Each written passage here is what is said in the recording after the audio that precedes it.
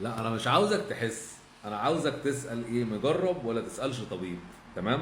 انا من 5 6 سنين والله قبل ما اطلع على اوروبا وافكر ان انا اصلا اهاجر، وطلعت وقلت الكلام ده للناس وجيت على البرتغال.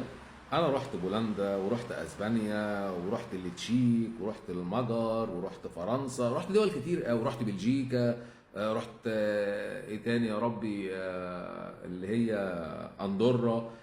بص، اللي انا عاوز اقوله لك، لا بولندا مش اسهل حاجه. بولندا مش اسهل حاجه.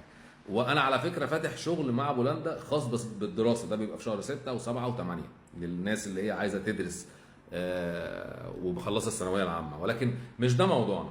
انا عايز اقول لك ان الاجراءات فيه، يعني لو في اجراءات بطيئه هنا ماشي في البرتغال، لا الاجراءات في بولندا بتاخد وقت اكبر واصعب وشروطها معقده وحاجات كتير قوي. ده لمعلوماتك، عايز تصدق صدق، مش عايز تصدق برضو ده يعني يرجع لحضرتك. لكن معلومه ليك والله العظيم ومن على ارض الواقع، ناس حتى اللي داخله قانوني وداخله ومتجوزه في بولندا عشان اصلا تستلم الاقامه، مش عايز اقول لك ومتجوز بولنديه ومش متجوزه على الورق، لا متجوزين بجد. يعني مش موضوع واحد مثلا ايه عاوز يعمل اقامه فمثلا قابل حد وبتاع وهي في مكان ومش عارف ايه، لا لا لا لا لا, لا مفيش الكلام ده والله العظيم. عايشين مع بعض وقصه حب كمان وحاجه يعني قصه ليلى وبتاع.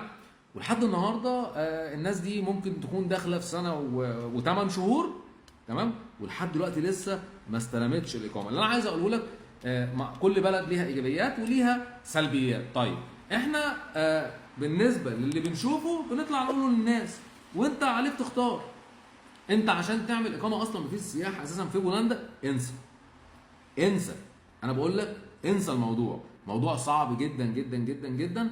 يمكن من اسهل الدول اللي بتسهل الحاجات كانت البرتغال في المانيفيستا قبل ما تقفل. ان شاء الله ترجع تاني وتفتح تاني. يعني ده املنا في ربنا، ممكن تكون بقوانين جديده، ممكن تكون بنفس القوانين، ولكن اللي انا عاوز اقوله لك، لا لا البرتغال لا، بالنسبه ان هي لتقنين الوضع او لتعديل الوضع، ان انت تحول دراستك لفيزا تكوين مهني، دراسه، المهم تكون داخل قانوني ومعاك تاشيره. مش شرط تكون للبرتغال، عندك 29 دوله ان انت يكون معاك تاشيره صالحه ودخلت تقدر ان انت بتقدم على الدراسه، وبناء على الدراسه بتقدر ان انت بعد ما بتحصل على الاقامه عن طريق الدراسه بتقدر بعد كده تعمل ايه؟ تحول الاقامه دي لاقامه عمل. ده الهدف منها. انما صعب برضو اللي يقول لك ايه تيجي وتعدل وضعك على اقامه عمل في البرتغال الا بشروط، والشروط دي يعني انا قلتها قبل كده، ولكن لازم تكون مؤهل عالي. لو انت معاك فيزا سياحه تقدر تعملها عمل برضو. للناس الجديده اللي لسه بتشوفني مثلا وما كانتش متابعاني من زمان، وتقدر ان انت تشوف حد وتشوف شغل بجد ويعمل لك عقد عمل.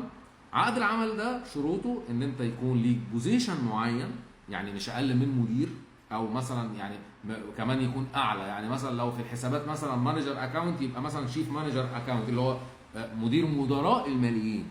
الحاجه الثانيه الراتب بتاعك ما يقلش عن مثلا 1800 او 1900 يورو. ما انت مش هتبقى راجل مدير وبتاع. في الحاله دي تقدر تعمل اقامه عمل على طول، واخد بالك؟ لكن ده ما ينطبقش على كل الناس.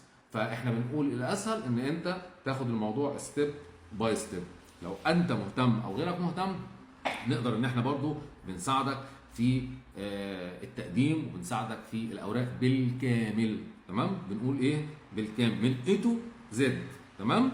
وبنبقى في صراحه ما بيننا وما بين العميل قبل ما يبدا يتفق معانا عن طريق الكول سنتر. تقدر ان انت تتواصل وتعرف تفاصيل اكتر لو انت مهتم.